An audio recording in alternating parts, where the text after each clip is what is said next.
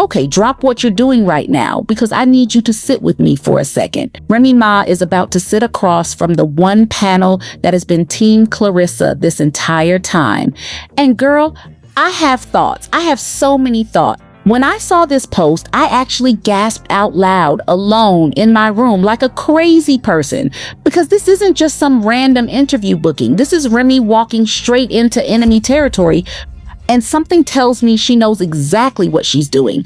I need you to buckle up because by the time we're done today, you are going to understand why this interview might be the messiest, most necessary conversation of the entire year. And trust me, there's a lot more layered into this than just one interview booking. Let's get into it. So here's the thing you need to understand before we even get started. The Breakfast Club has not exactly been subtle about which side of this whole situation they've been on. Every time Claressa comes up, it's giggles, it's defending her, it's making excuses, it's acting like she can do absolutely no wrong. So when I saw that Remy might actually be sitting down with them, my first thought was, is she really about to do this? Is she really about to walk into a room that has spent this much energy being on Claressa's side? But apparently, yes, she is. And honestly, I think that says something because her interview with Angie Martinez was good, don't get me wrong, but it barely scratched the surface. She didn't touch Papoose, she didn't touch the other woman, nothing. And that left a whole lot of us with questions we're still waiting on answers for. So when she gets in that Breakfast Club chair, this isn't going to be a soft conversation. This is enemy territory. And I don't think Remy is walking in there by accident. Let's talk about why this interview matters so much. Remy hasn't sat down with the Breakfast Club in what feels like forever. And I genuinely can't remember the last time she was even in that building without Papoose sitting right next to her. Think about that for a second. Every appearance, every conversation, he's been right there. This time, she's walking in solo, and that alone tells you something has shifted. She already got her soft landing with Angie Martinez, the polished version, the safe version, the version where she got to control the narrative on her own terms. This is different. Lauren Lala is going to ask the messy questions. We all know that. That's her entire brand. And if Charlemagne is sitting there too, there is no version of this conversation where Papoose and Claressa don't come up. She dodged it once. She does not get to dodge it twice. Now, here's the part that's actually bugging me, and I need you to think about this with me for a second. Why now? Why this exact week? The post about her being in the studio went up almost a full day before I even saw it. And if you know how these things usually work, they film and then the interview typically drops the next day. So if that math is right, we might actually be looking at a Friday release. But here's my real question. Why did this interview get scheduled right in the middle of everything happening with Claressa? That is not a coincidence to me. That feels like timing. That feels like a message. If Remy really is about to address all of this on a platform this big, right when the internet is already this messy, I don't think that's an accident at all. I think somebody wanted this timed exactly right. Okay, now let's talk about Claressa because girl, this next part had me sitting up straight. She posted this whole message about how this generation is way too obsessed with the internet, how nobody can keep a friendship or a relationship together because everybody runs to post about it or go live the second something happens. Be quiet sometimes, she said. Be quiet sometimes, ma'am. Ma'am. You posted that from the exact same phone that is practically glued to your hand 24/7. The comment section dragged her immediately, and rightfully so, because people were like, didn't you just tell everybody that you and Papoose had a whole physical relationship? Didn't you just do that? The audacity of telling people to log off while you are actively the most online person in this entire situation is honestly kind of impressive. In the worst way possible. And to be clear, I am not out here trying to diagnose anybody or slap a label on her behavior. That is not my lane, and it wouldn't be responsible of me. But I can absolutely point out a contradiction when I see one this obvious. But wait, because I have a theory and I need you to hear me out. What if that post wasn't random at all? What if she already knows what's coming? What if somewhere in her circle, Word got back to her that Remy is about to sit down and actually talk. And this whole be quiet, sometimes post was really just a preemptive strike. A little message dressed up as generational commentary, but really aimed at one very specific person. Because think about the timing. Right before a major interview that could put her business back in the spotlight, she suddenly wants everyone to log off. That's not a coincidence. Babies, that's a guilty conscience talking. And if I'm right about this, it tells you everything about how nervous she actually is underneath all that confidence she's been performing online. Now let's get into the money, because this is where it gets even messier. There's this whole story floating around about Claressa allegedly walking away with around $500,000 as her base payout from that fight. And instead of just letting that number sit there and fade into the background like normal people do, she reportedly jumped straight into Angela Yee's comments, trying to explain why that number isn't accurate. Babe, the more you explain money you supposedly have, the less I actually believe you have it. That's just how this works. Nobody who's truly sitting comfortable is out here in comment sections playing defense about their bank account.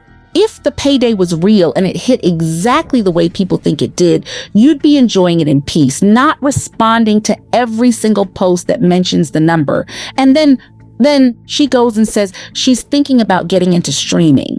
I need you to sit with the irony of that for a second, because this is the same woman who just told an entire generation to log off and be quiet sometimes. Streaming is not the move for someone who apparently wants people off their phones, because streaming means showing your entire life in real time with basically zero control over how any of it gets edited or presented. A reality show at least gives you an editing room, a buffer, some kind of filter before the world sees the final product. Streaming has none of that. It's raw, it's live, it's every reaction and every awkward silence happening in real time for everyone to analyze. So you want people to log off and then you want to go live. Pick a struggle, girl, because you cannot have both. There was even this one comment underneath her post that made the whole thing so much worse. Somebody said streaming would drain her because she exposes too much already. And instead of ignoring it or laughing it off, she actually responded, expose what? Expose what? That response alone tells you she might genuinely not see the pattern everyone else is seeing so clearly. And honestly, that question, expose what, makes this whole situation look even more suspicious, because at this point it feels like she's looking for another way to bring in money, which makes you wonder whether that fight really paid out the way people were led to believe. Even if $500,000 was just the guaranteed base, there's ticket sales, merchandise, splits, and whoever else had their hand in that pot. Whatever the real number was, she's clearly not walking away with all of it herself. And here's the thing that really gets me. It has been almost a full week since that fight, and she is still out here talking about the money. If everything really happened the way she keeps insisting it did, why isn't she just quietly enjoying it? Why isn't she off somewhere living her best life instead of spending every single day trying to prove a number to strangers on the internet?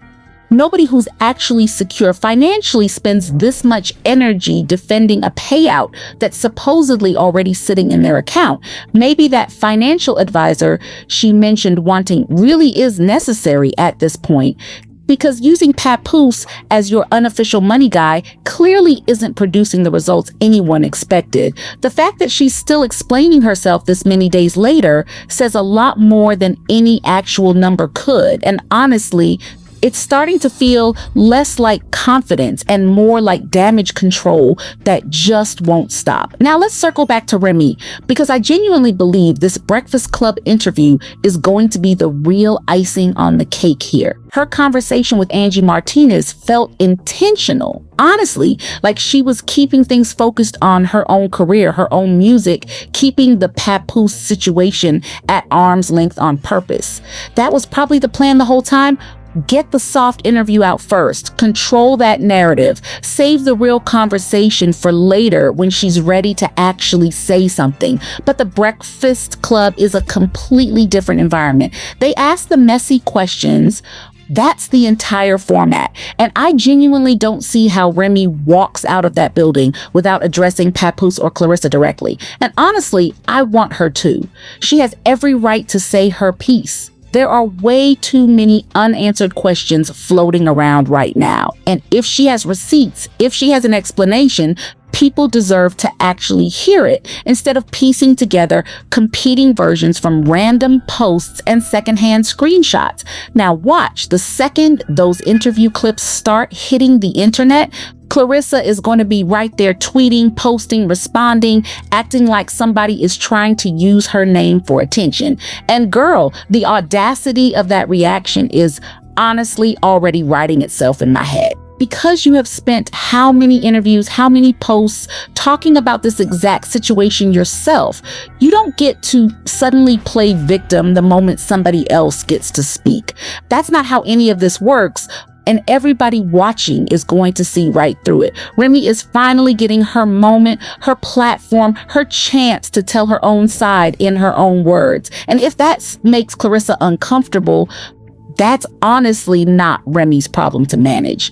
And while we're on the topic of things people conveniently want to forget, can somebody please ask about that old comment from Papoose where he claimed he writes around 90% of Remy's rhymes. He said that loud and proud once upon a time, and now it's just silence. Like he's hoping everybody forgot he ever said it out loud. So Friday cannot come fast enough for me. I'm not going to lie. Who's actually here for the truth? And who's just here for the chaos? Comment below, don't be shy about it. And make sure you're subscribed, because the second those clips drop, we are talking about it right here on Celeb Spill.